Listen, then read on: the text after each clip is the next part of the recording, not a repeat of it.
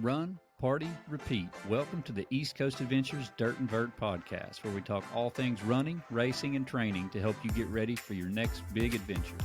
Learn from our successes and our failures, and have fun at the same time. Join us right here every week with inspiring guests who share their captivating tales from the trails. And remember, nobody cares. Run faster. All right, welcome back. This is the Dirt Vert Podcast. I'm David. And I'm Matt.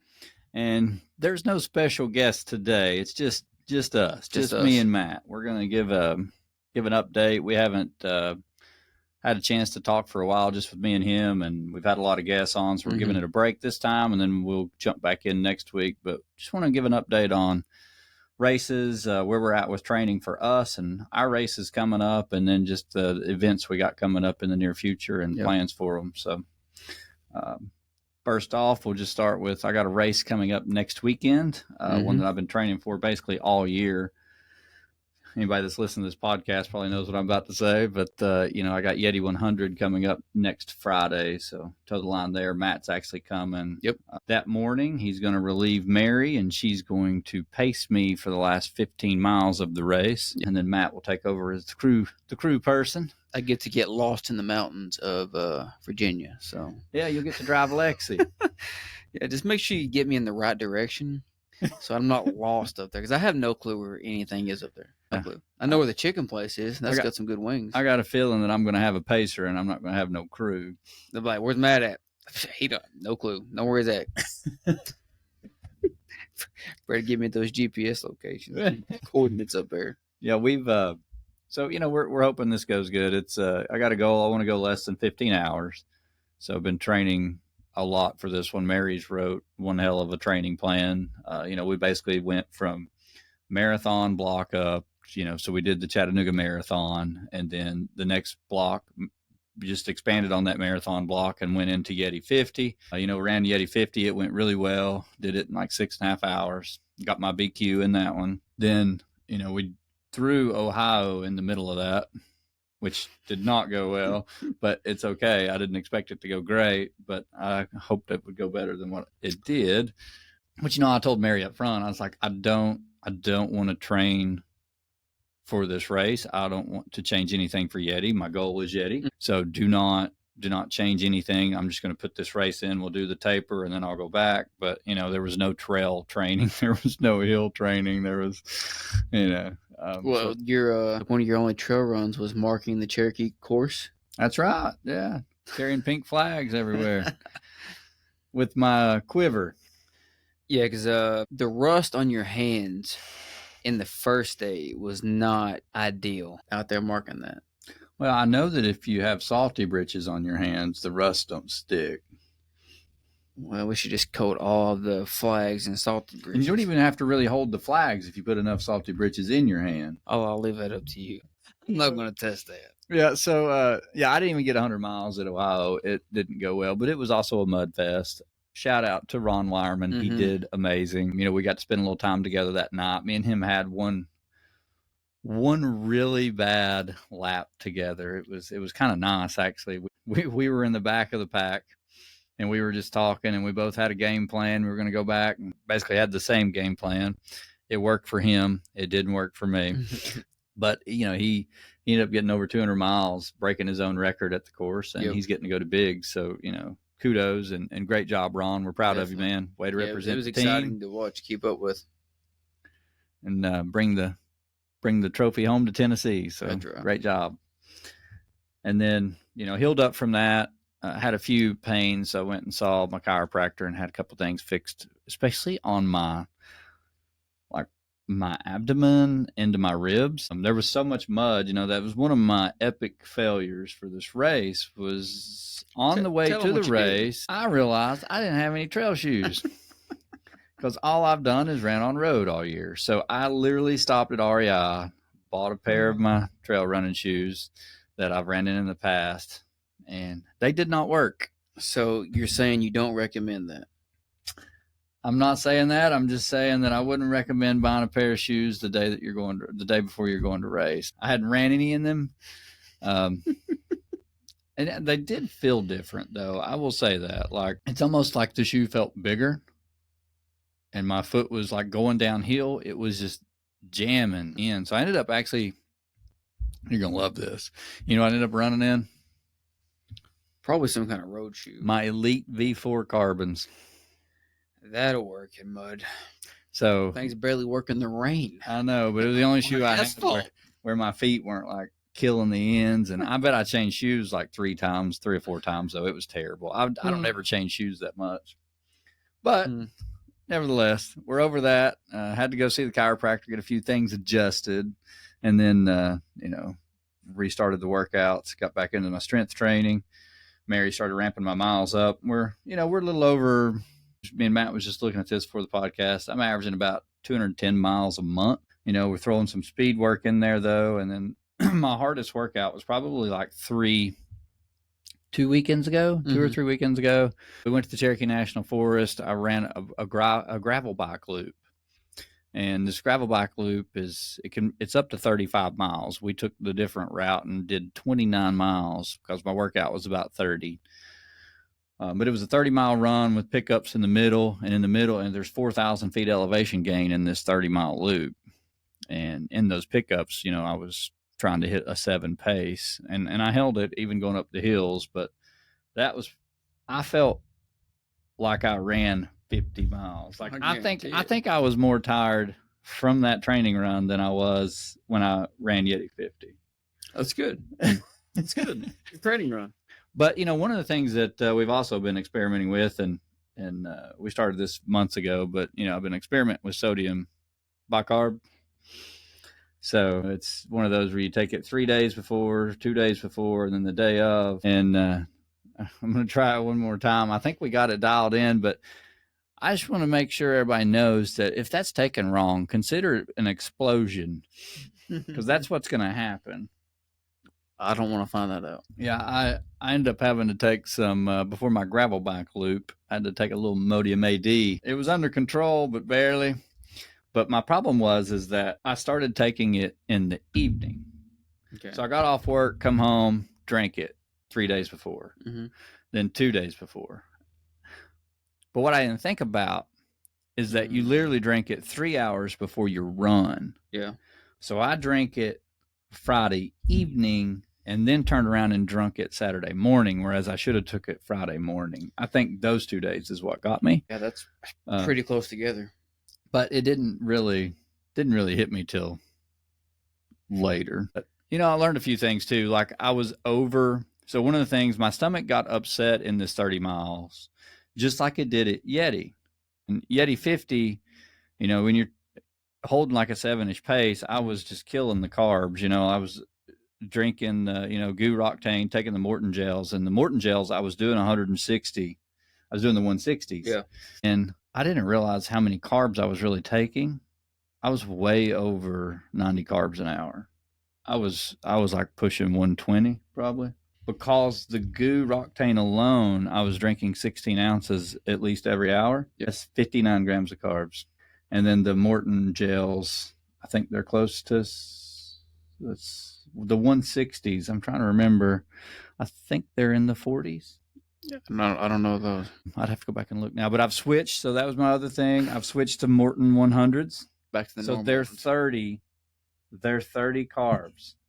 So with my Goo Roctane, that puts me at 90, and I'll still have to take 2 here and there. So I'm way above 90 carbs an hour. I know a lot, that works for some people, but I take more than that. Yeah. But I think I was going way above that in Yeti 50, but I didn't get sick. It's just, mile 46, I threw up everywhere. I can't throw up at mile 46 in the 100. No. I need to be able to tone that out. But one of the things that I'm doing too is I bought the caffeinated Morton gels and the regular Morton gels, and I'm going to alternate those. If I'm taking 1 an hour, sometimes I'll have to hit 2 every now and then, but 1 an hour, I'm going to alternate the caffeine every other hour. And the Mortons have 100 milligrams caffeine in them, so it's pretty good. I mean, the Roctane has 35. And it's not good enough to really do nothing. So but not a lot. At least the Morton gels have enough where you can actually feel a little caffeine. Yeah. Because like a lot of the Goo stuff, it's like 20, 30.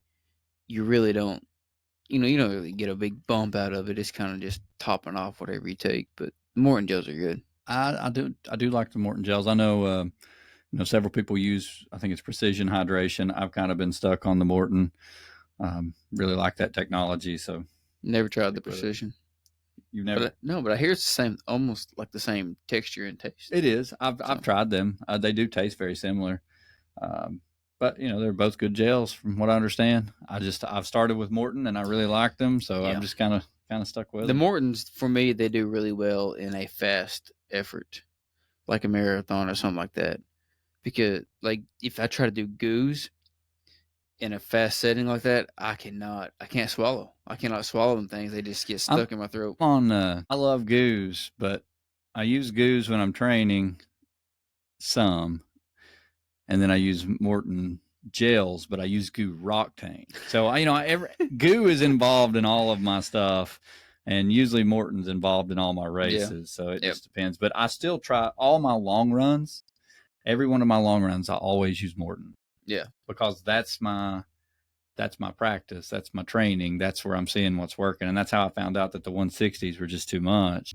And what's been really interesting is I bought one of those. For anybody that doesn't know, I bought the H Drop. So this is a device you wear on your arm. It measures your sweat loss, your electrolytes, your potassium loss. Pretty cool device. It's kind of like wearing just like a heart rate monitor. You don't replace nothing. You just charge this thing. You put it on your bicep, and it measures. I think it'll measure up to 10 hours worth of activities. But I don't know how accurate it is compared to a real sweat test because I've never had a sweat test. So at some point I need to get one. But this is basically saying and I got this thing after I've done my long hard runs. So I've only been using it for like these recovery runs and these shorter runs on my taper the last 2 weeks. But it's basically saying I'm losing about a liter of water an hour, and I'm basically losing 13. I think that's what it said. 1,300 milligrams of sodium per hour. And then potassium's I think it was 200. Yeah. I don't know. It was very low. But it's interesting. It measures your body temp and everything. And what's really cool about this device is as soon as you finish, it will tell you your recovery plan. So it'll tell you how much you need to drink over the next 3 hours to replenish those. And it actually tells you how much to try to replenish. You can also say hydration, I think hydration drink or something like that. But you click this button and it will take you to a whole list of hydration drinks. And it tells you at the very top what your sodium content per liter is of sweat.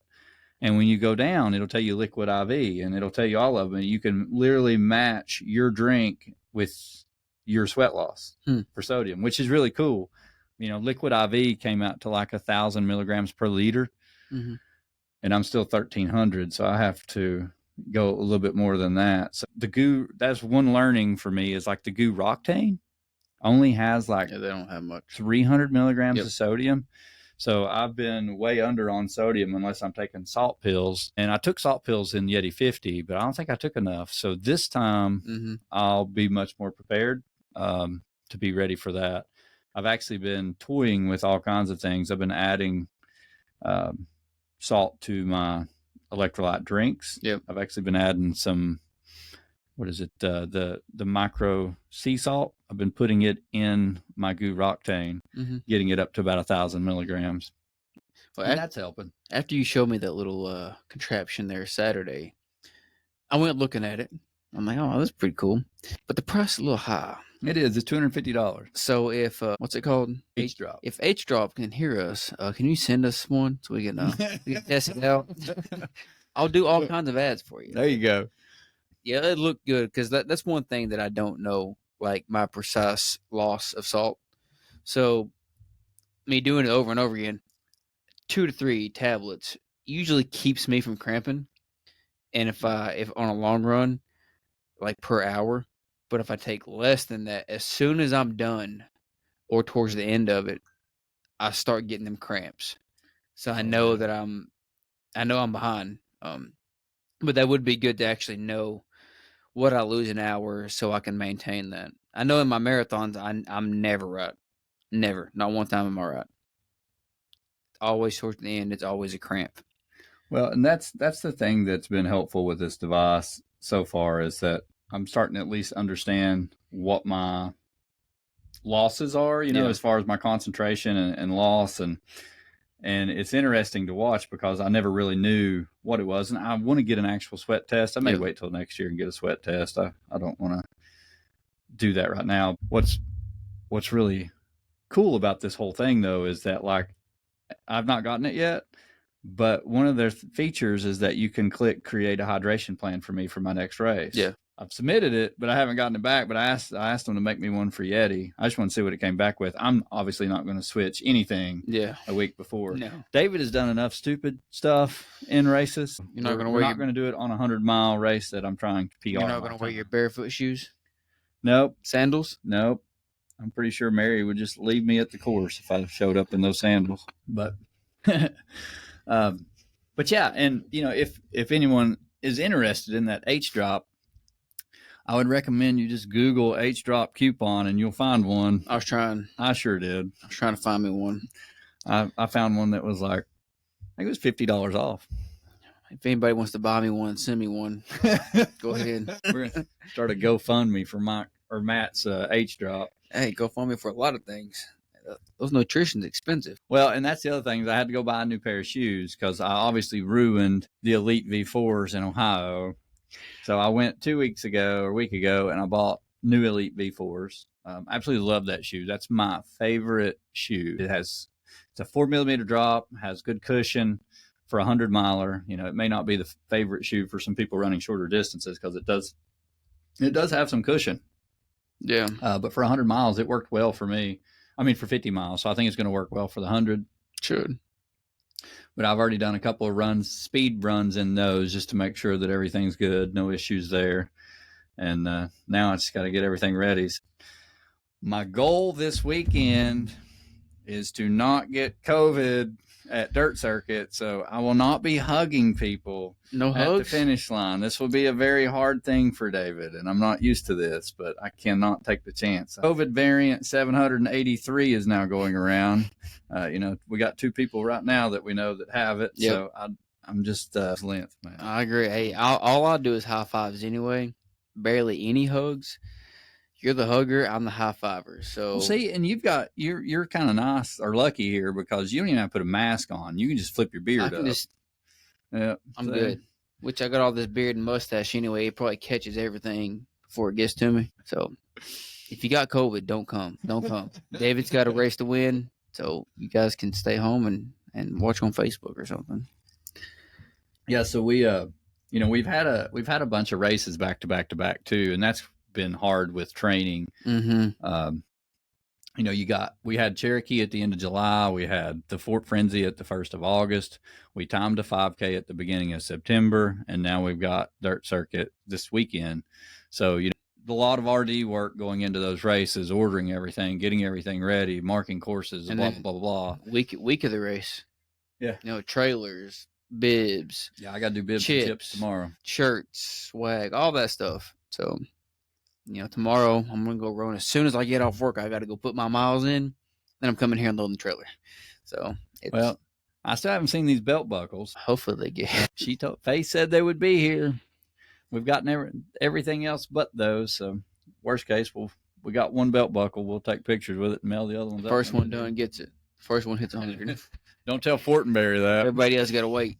Yeah, so we hope Yeti 100 goes good. We've put a lot of work in for that race over the last years.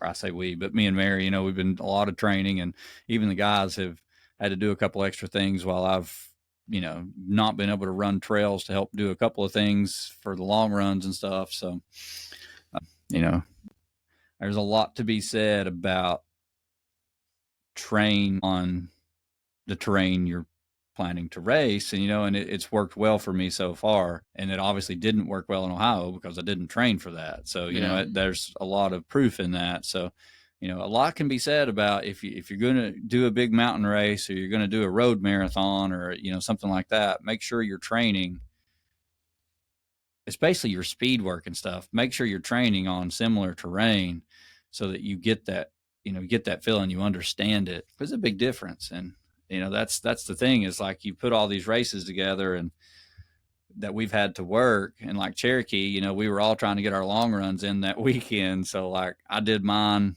I used marking the course as some of my long run and ended up running some on the road and trying to work it out. And I think the guys basically did the same thing. I just ran from mark the course. That's all I did. And then like leading up to the race, my long runs were taking a group out for the group runs for the race. So that's how I got my long runs in. I'm like, hey, we're going to do a 20-mile long run this weekend. Come out to the course. And we'd have, 5 or 6 of us go out there and do our long runs that way. That's the only way I could do it and promote the Cherokee and get the guys out there.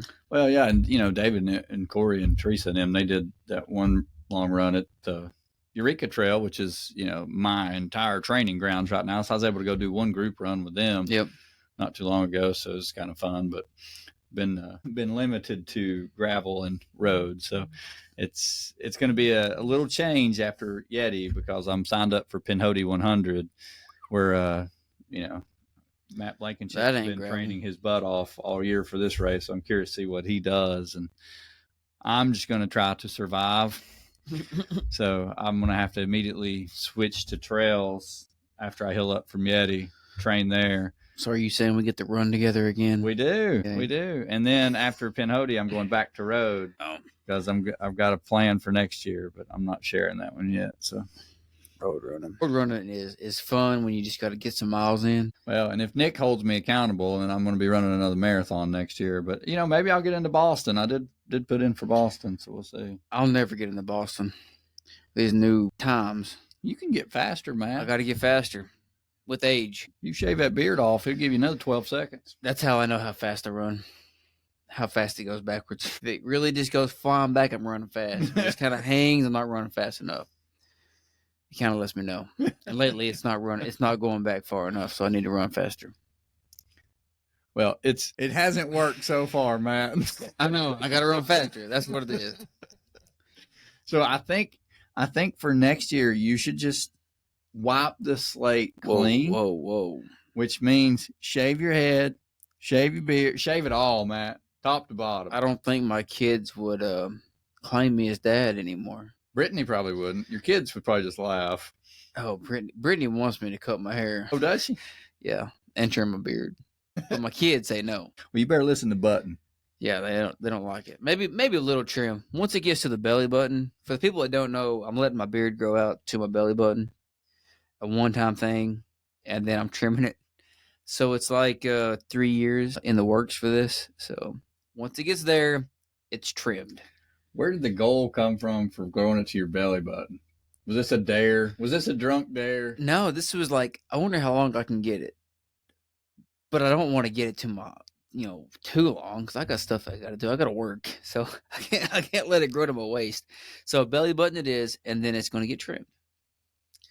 And it's like maybe like a true man over here. It's like 2 inches, 2 inches away from being the perfect length. There's so many things I could say right now, but I won't. They know what I'm thinking. Well, since everybody knows my strategy now for Yeti, I guess this will be, we'll release this next week before Yeti. So, but so Goo Roctane and Morton Gels, I'm going to try to hit 90 grams an hour minimum. Yep. Up to 120. We'll see you sometime midday, and then Mary will come pace me at the end. Got to drop the kids off that morning because Brittany is gone. She is going to a orthodontics conference in Orlando. So I got to take the kids to school, and then I'll be driving to Virginia. So it's like a 2-3 hour drive. Yeah. So it's about 2.5, 3 hours. So I drop the kids off at 7:30, 8 o'clock. Then I'll be up there surely by lunch. Hopefully, depending on traffic in Knoxville. We'll go see Jason Green again. Good race director. It's my first time meeting him. You not ever met Jason? Never met him. Well, nope. I'll introduce you.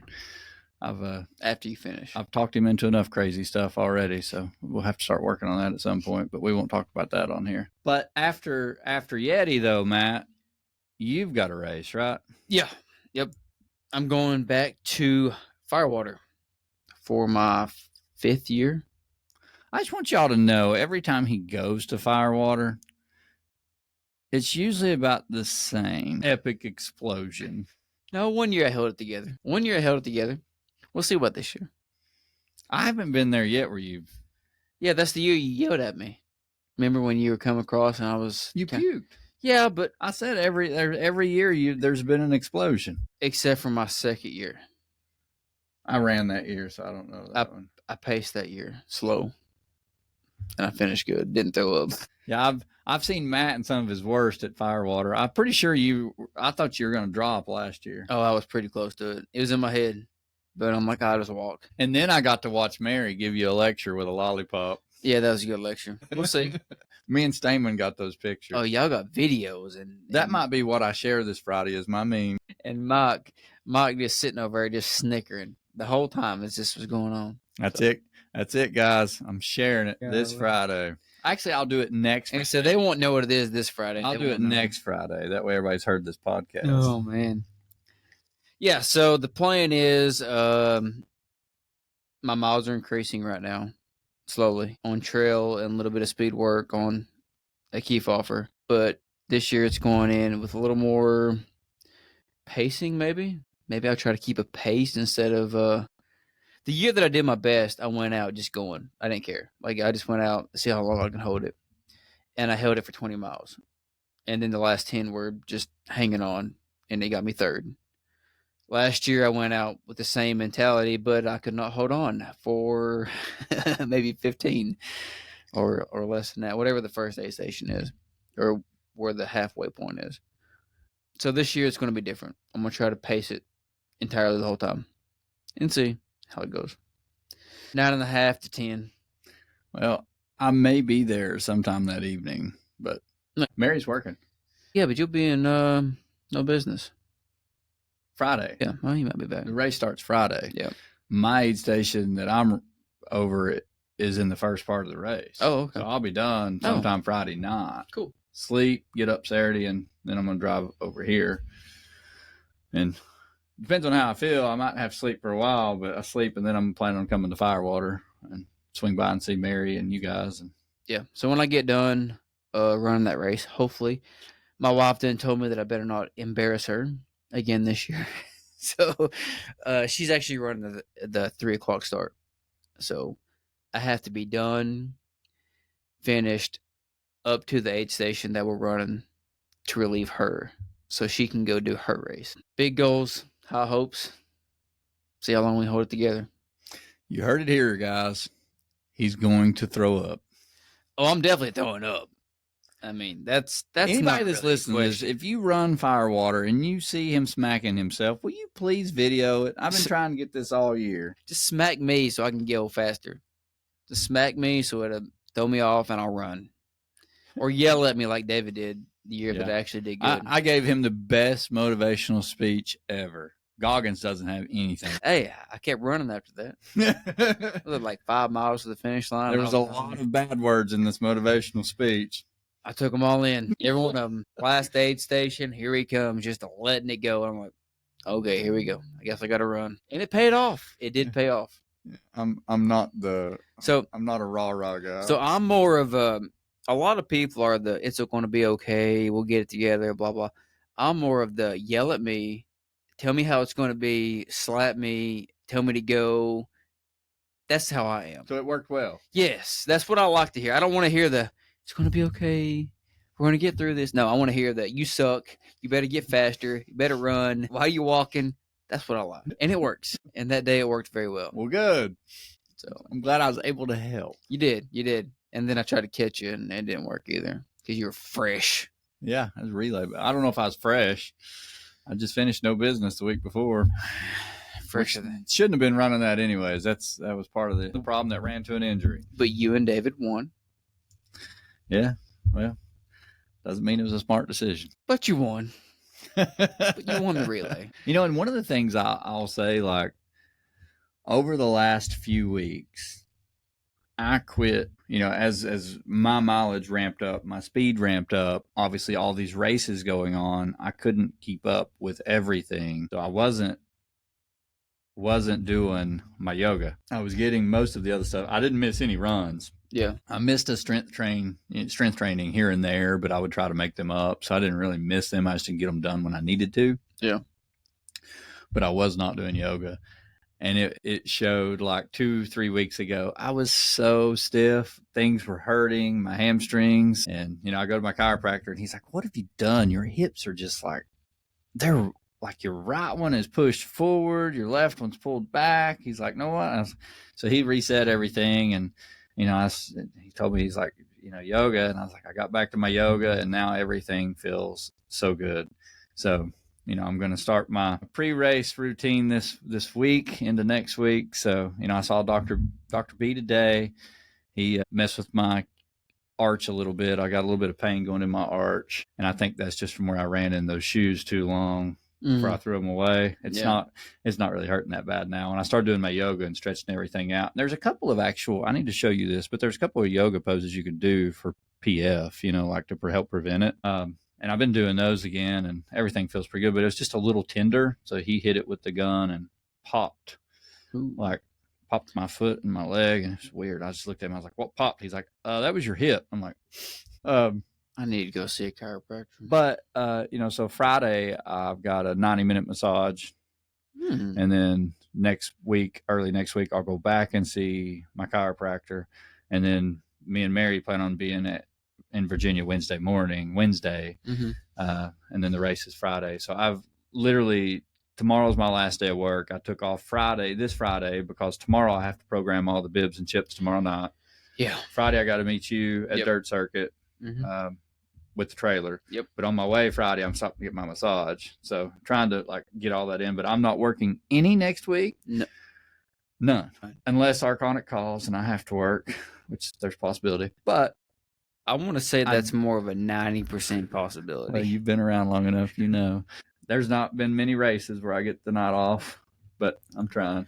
I'm going to take Friday off for you. I appreciate that. Nobody's going to call me. But, it's one of those where the massage was the first time I done it was Yeti 50. Yeah. And man, the following week, I was like so sore. I didn't know how much stuff that was going to break loose. Yep. Just crazy. But by the weekend, by the time the race got here, I felt amazing. So I'm going to do that again. Place in Knoxville. They give me a shot and I go lay down. You pick your bourbon out and then you go in there and get your massage. So do that. Where's this at? I have to remember the name. I just got it on my app. That's the same one I went to. It's great. You should go check it out. I need a massage.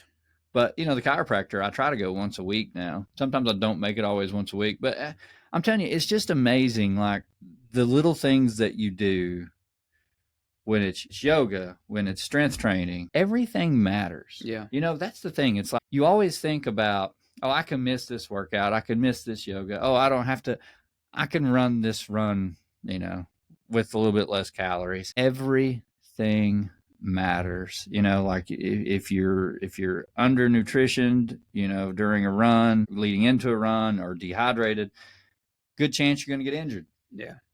If you're not putting the miles in, then don't try to go race a hard race. Have reasonable expectations, but it all matters. All of it matters. So, that's the thing that I've had to tell myself this year is pull back and not do these races that I want to do and try to focus on that and try to make sure I'm hitting everything. And this right here is one thing that I don't say it much, but it's been something that I've really adopted this year, because I have never, ever done speed work in my life until we started training for all this stuff this year. So, I've gotten significantly faster than, it's probably the fastest I've ever been. But also one of the things that I've realized, sorry, I had to get a drink of bourbon. One of the things that I realized was that, if you're doing an easy run or recovery run, guys, it really needs to be easy.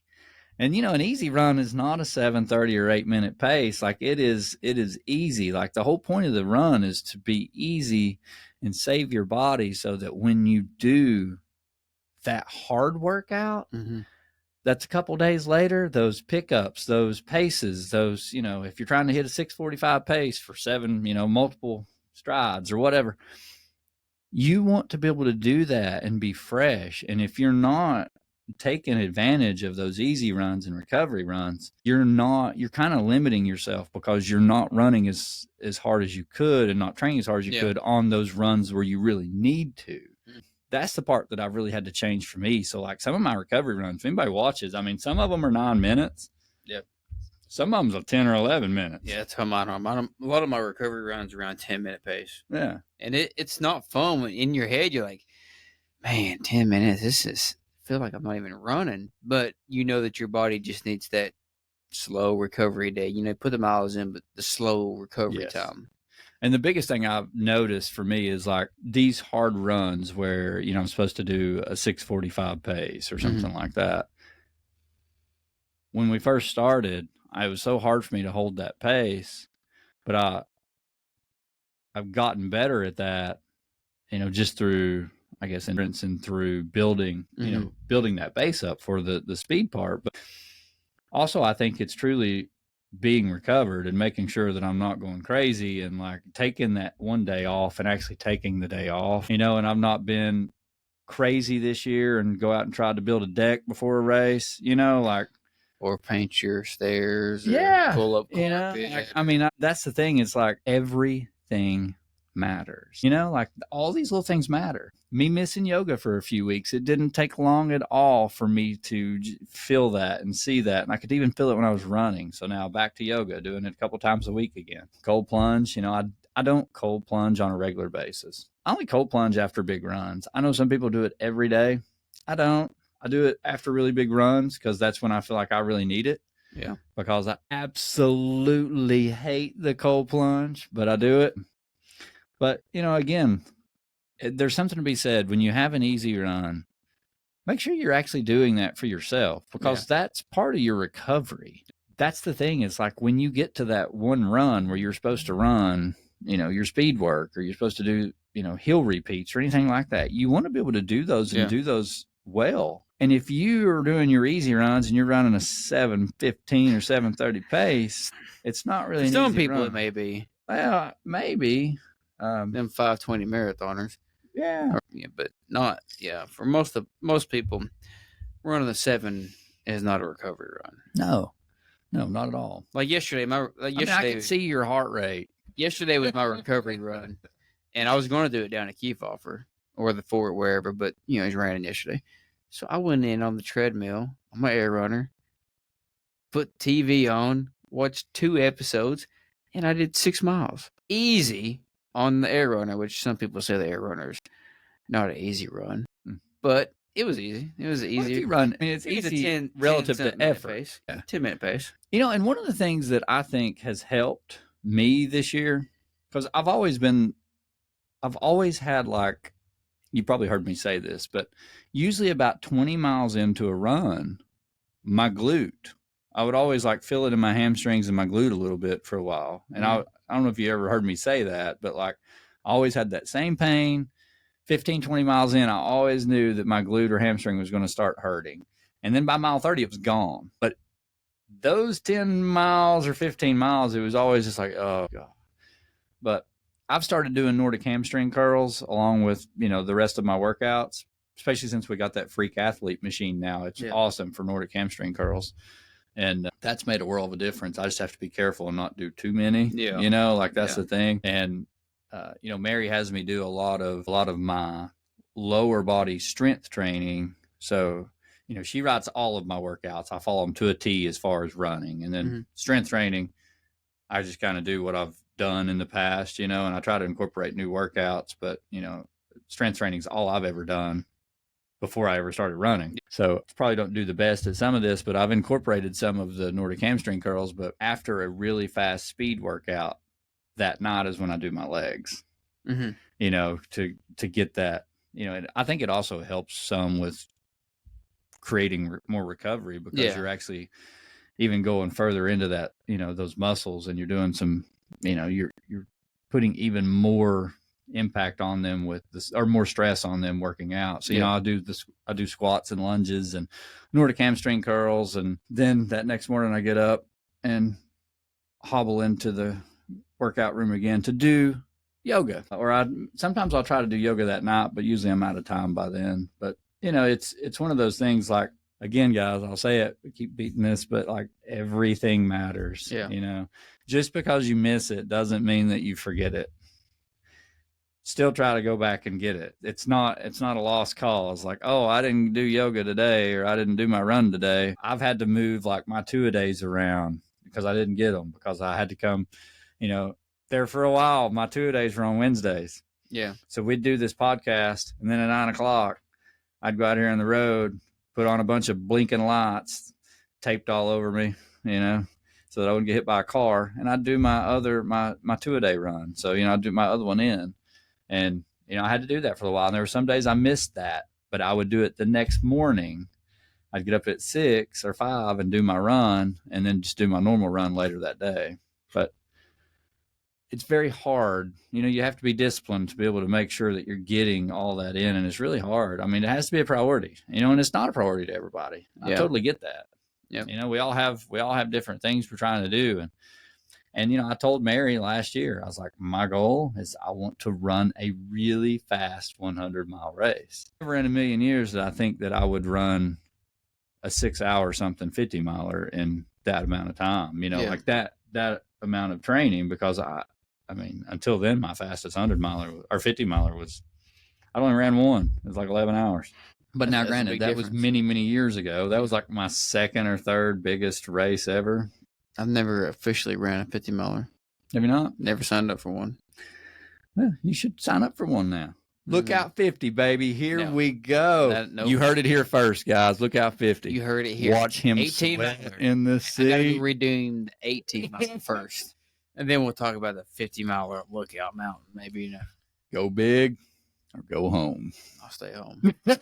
No, I think, like I told you earlier, I do think I'm going to go back for Lookout 18. It's been like 2 years since I've done it. Yeah. I want to do that race. I've never done it. I've heard a lot of good things about Randy. It's fun. It's a fun race. Chattanooga's got just some really good trails, really good mountains around through there. And we're pretty blessed right here too, with the Cherokee National Forest right around us. Well, we're located at, we got them in all directions. We've got the Cherokee National Forest in our backyard, 20 minutes, 30 minutes from our house. We've got all the races that we put on for all them courses. We got Chattanooga, which has got all them mountains and all them races. And then we've got Knoxville, who's got a trail race every other weekend. And then you got all the Dayton stuff, the Cumberland Trail, not too far from here. Yep.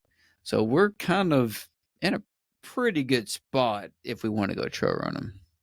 Well, and I think, if I understood right, I think Randy's been working on that Cumberland Trail for a long time, like trying to build connectors to where it's goes all the way through. They're pretty cool. So I think that's been a project of his. I've just heard that. I've never really talked to him about it, but whoever's doing the Cumberland Facebook page, they're working. And every week they're posting new things where they're building this new rock stuff. They're climbing this. I'm like, hey, one day it'll all be connected. Yeah, that's awesome. Yeah. What's your goal next year? What are you going to do? I don't know. Probably 100-miler again. Probably get back into that. There is one that is, it's a Forest Service 100 that popped up on my radar, but it's the same week as Firewater. And I'm not in the shape for a 100-miler right now. I'm not training that much. But it's called FSR 100 out of Project 42 out of Georgia. And it's in our backyard. It starts on the Ocoee. So I think that might be on the radar. Maybe that or no business next year. Don't want to do no business. I like doing Tennessee stuff. So anything that's kind of relative to Tennessee, I like doing. If you see my sign-up stuff, that's how it is. It's mostly Tennessee stuff. 1 or 2 Georgia Jewel, and the Stinger. Never doing that one again. Don't say never, baby. Don't say never. Never next year. Yeah. Well, next year has to be my fun year. I've got to do some fun races that I want to get out of the way, because the following year, my big goal. That'd be a fun year. Be a real fun year. Yeah. You, Mike, and Micah will just have to be the race directors for that year. You come run the races. Get your 100 mileage in that way. Maybe. I probably will run some of ours just to be, a dirt circuit for sure. And yeah. Maybe Fort Frenzy. I don't know. Fort's tough. I have to make sure I get 100 miles at each one of them. So yeah. 6 days of the Dome. I probably need to sign up for that one. I try to run 2 or 3 events, at least 2 in that one. Coming after Walt's record. He still got it? Yeah. 50. Jester hasn't caught him yet. 50. No, I think it's supposed to be going after it, right? He's going after it now. I don't know where he's at, but I did see where Billy Richardson got his record. You know, the guy. Yeah. I don't know if y'all remember, we had him on the podcast. He was trying to do the most trifectas in a year. He got it? I think so. He had a thing on his Instagram where he was in the I guess they posted him in the magazine. Mm-hmm. I guess he. Oh, yeah. Yeah, I think he got it. So congratulations, Billy. I know that was a big goal of yours. Yeah. And he's recovering from that surgery. He's back on his diet plan. He's getting slimmer. He's ready for a comeback. Oh, and we got some good news, special news for Eureka Trail that we'll be working on here soon. I just got to get Mr. Ethan Coffee from the Long Run, one of our amazing sponsors. Mm-hmm. But we're going to make the Eureka Trail a Boston qualifier. Yes, sir. So I've tried to make sure that we had the right timing system before we did this. So we built a new timing system and have a second one almost ready. So that way we can have a 26.1 mark on the course when it's certified, and we'll have a finish line up there. So anybody that runs the 55K, you will automatically be entered into the marathon. And if you run fast enough, you'll get a BQ. So what you're saying is everybody run a really fast marathon and then kind of jog the rest of it. I don't know. I mean, just run it all. Run it all. Yeah, that's good, because I think a few other races do that. Well, we've been asked by a few people to do it. Yeah. And I wanted to try to get it done last year, but it's hard. When we threw Barn Creek and everything else in there, and, you know, me and Ethan just never had time to go down there, but I already talked to Ethan at the fort. We probably need to go down there sometime after Dirt Circuit in the next couple of weeks and get it certified and get it all sent in. So yeah, definitely, because there's no telling how long it's going to take. Yeah. That'd be good. But most importantly, this weekend, we got to get ready for the Dirt Circuit. So hopefully we'll see some of you all there. So by the time they hear this, that's true. Dirt Circuit will already happen. Yeah. But this year is the biggest Dirt Circuit ever. Yeah, we're over 130 so far. Yeah. Still signing up. Had one yesterday. Two yesterday. So, I mean, we got people coming from everywhere. They want that buckle. That's good, because we got one of them. They want that Panther buckle. I mean, I even want that Panther buckle, but it's my favorite, I think. Well, also the Fortenberry Challenge. That is true. Why don't you tell them what that is? If anybody didn't see it on social media already, so, you know, we didn't even think this was possible. Like, this has never been a thought that it has even been discussed until Ryan Fortenberry came into play, because our races are all in the summer, you know, our bigger races.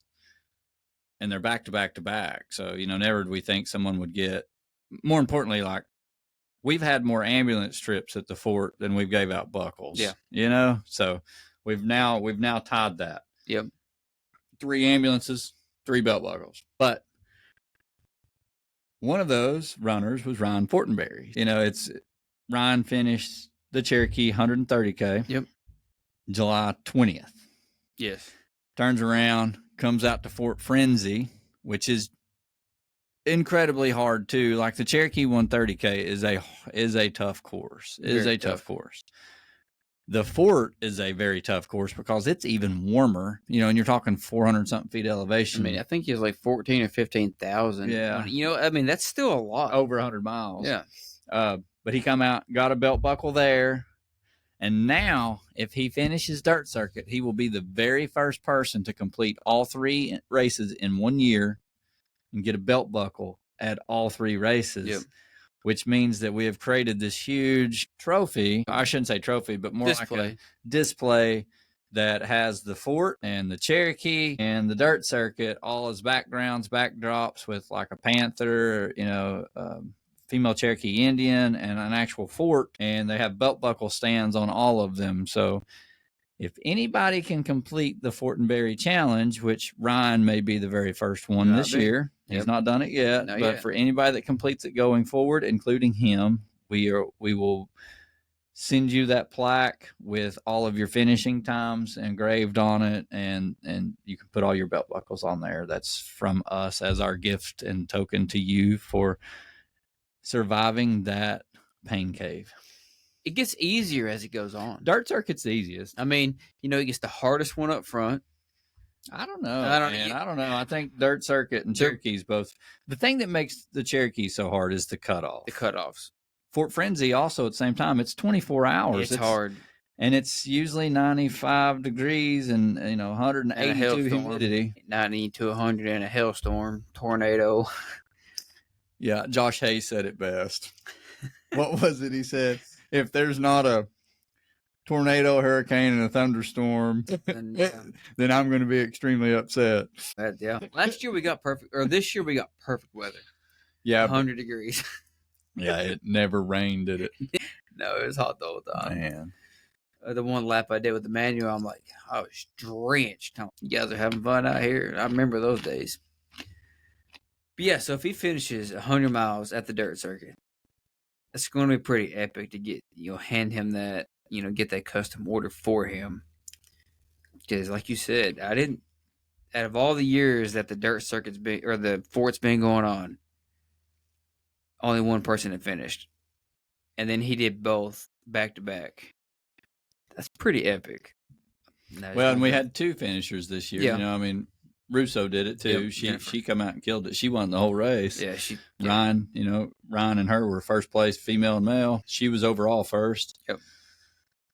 But another thing I've been thinking about, Mr. Williams, and I've not even said this to anybody. I might have briefly mentioned it to you, but I'm thinking about getting another belt buckle made for the Cherokee. Did you remember me saying this?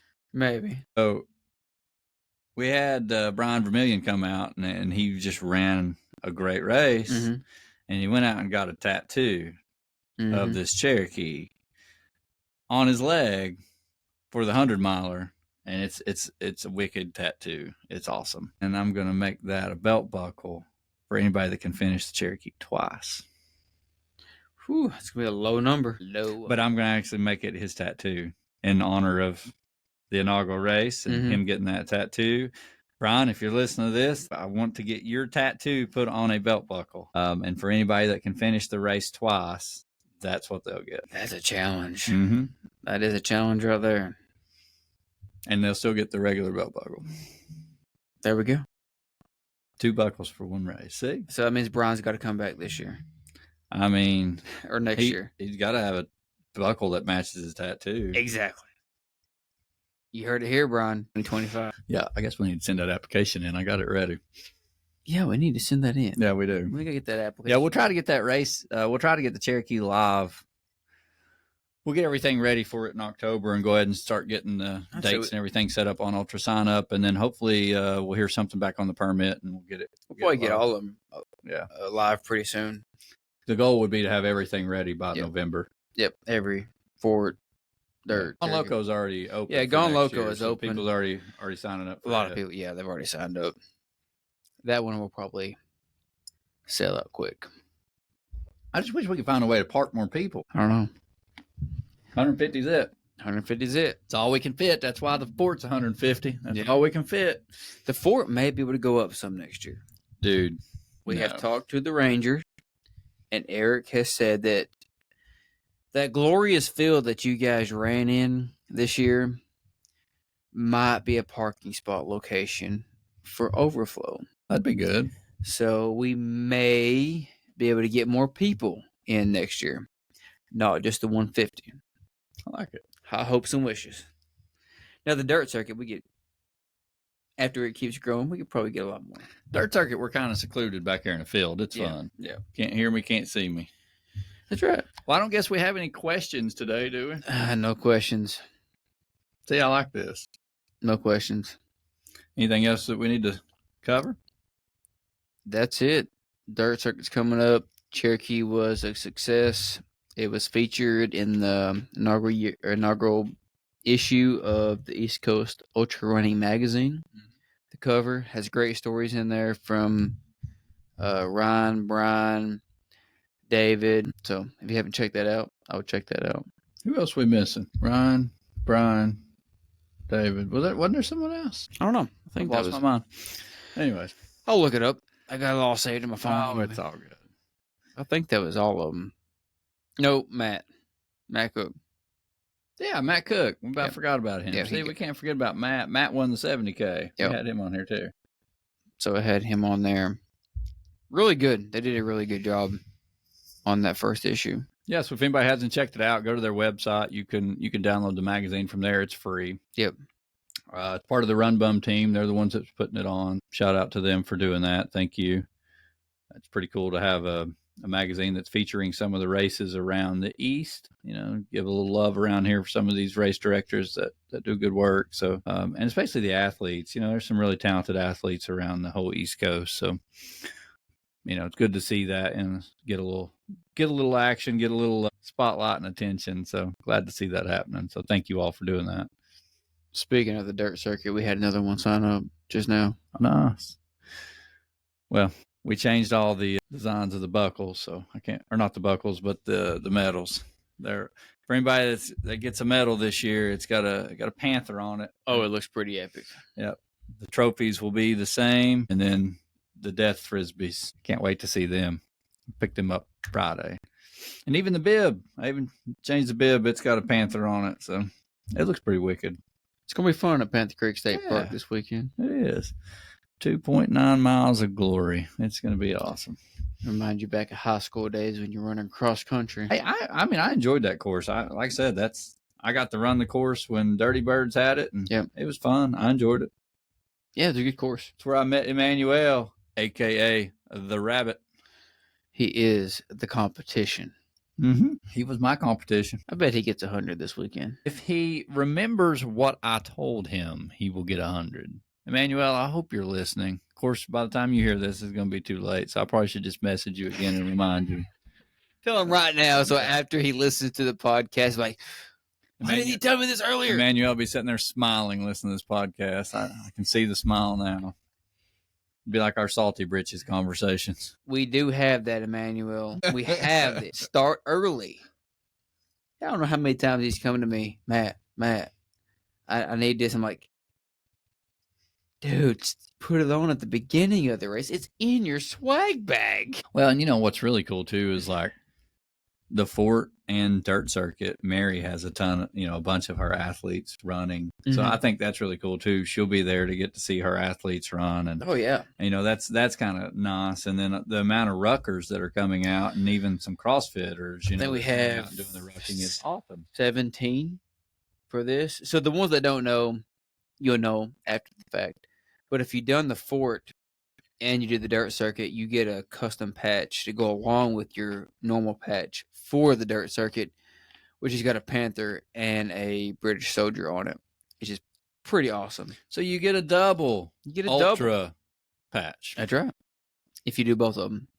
So remember that for next year. Well, guys, thank you all for listening to us rant and ramble for just a little while, and we'll have a new guest on next week. So we're building that list up. But every now and then we like to just take a minute and tell you where we're at and what we're doing, and give us some feedback. Let us know if you know of anybody that you want us to have on the podcast. Shoot us a message and let us know, and we'll add them to the list.